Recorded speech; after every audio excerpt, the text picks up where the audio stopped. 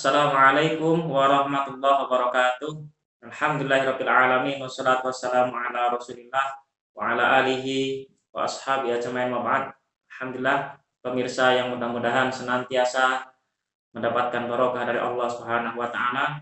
Alhamdulillah kita bersyukur kepada Allah yang mana masih diberikan begitu banyak nikmat, masih diberikan kesehatan, masih diberikan waktu luang, dan masih diberikan nafas oleh Allah Subhanahu wa taala, maka itu perlu kita syukuri.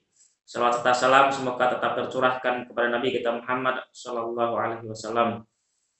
Alhamdulillah pemirsa yang mudah-mudahan senantiasa dirahmati Allah Subhanahu wa taala. Kita lanjutkan untuk pembahasan hadis yang kemarin, yang mana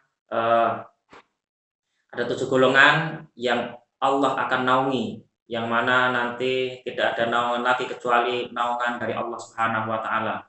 Yang kemarin sudah kita bahas 4, maka yang kelima ini adalah warajulun da'athum ra'atun dzatu mansibin wa jamalin faqala inni akhafullah.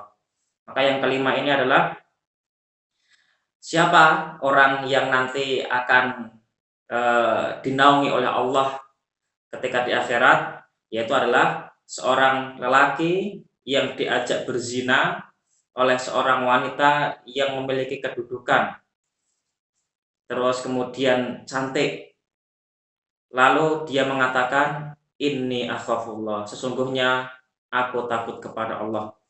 Maka lelaki yang seperti ini insya Allah akan mendapatkan naungan dari Allah Subhanahu wa taala. Pemirsa yang mudah-mudahan dirahmati Allah Subhanahu wa taala, kita tahu bahwa wanita itu merupakan fitnah yang besar, fitnah terbesar bagi laki-laki. Makanya di dalam sebuah hadis juga disebutkan, ma taraktu ba'di fitnatan adarra 'ala rijali min nisa'i. Aku tidak tinggalkan satu godaan pun yang lebih membahayakan daripada fitnah wanita. Hadis ini diriwayatkan oleh Imam Al-Bukhari dan Muslim.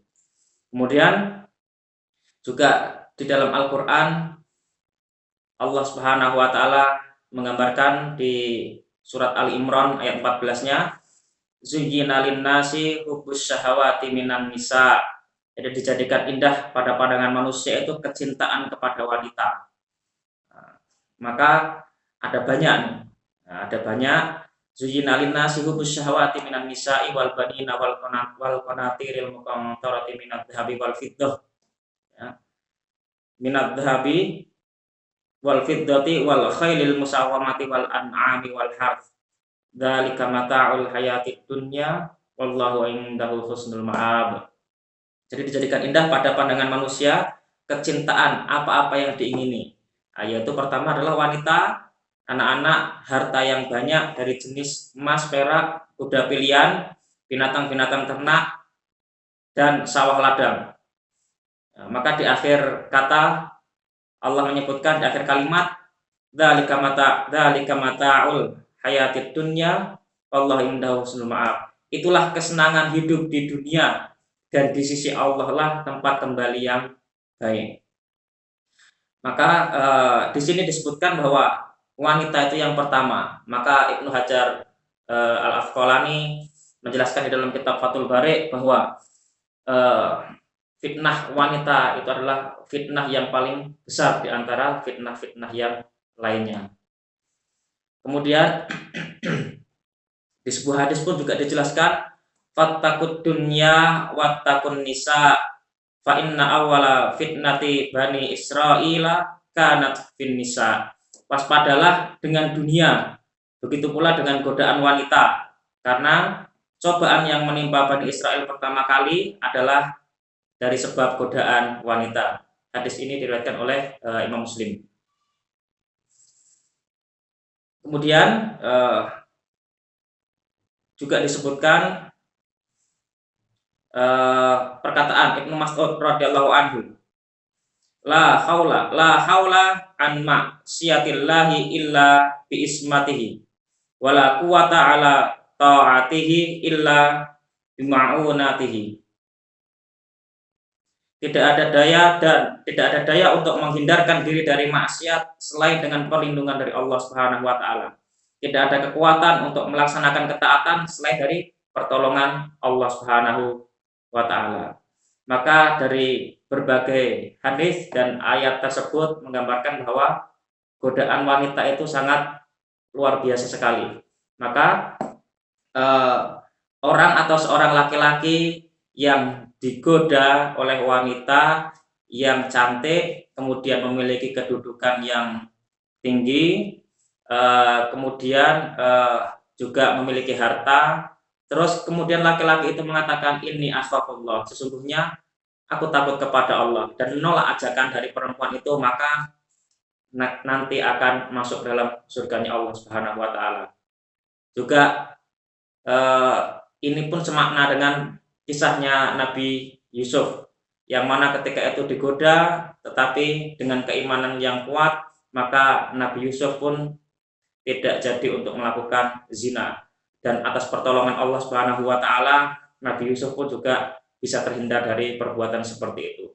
Kemudian ada lagi satu kisah yang sangat masyhur, yaitu adalah seorang lelaki yang memang ahli ibadah, kemudian ada seorang wanita yang dia itu juga cantik, ya, ada wanita yang cantik. Nah, laki-laki ini itu sangat tampan dan ketampanannya sudah terkenal di kalangan mereka.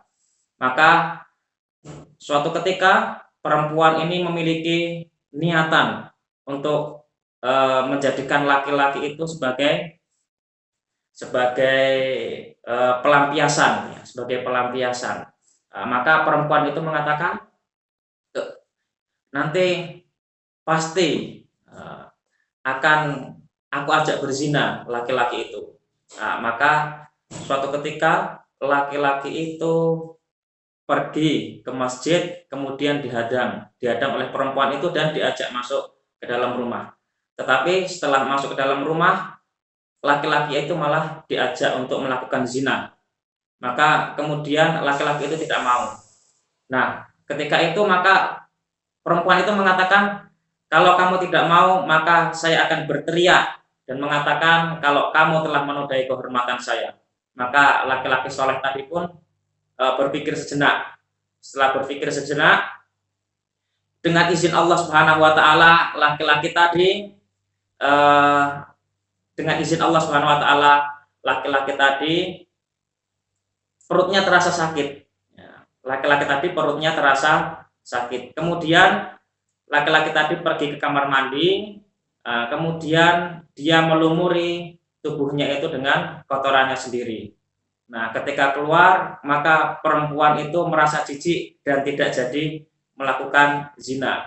Maka laki-laki itu malah diusir dan laki-laki itu malah sujud syukur kepada Allah. Karena apa? Karena tidak jadi untuk melakukan zina.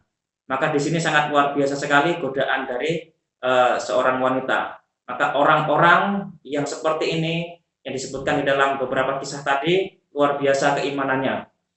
Untuk itu teman-teman semua, marilah kita sama-sama membentengi diri kita agar terhindar dari perbuatan-perbuatan yang tidak baik. Barakallahu fiikum. Assalamualaikum warahmatullahi wabarakatuh.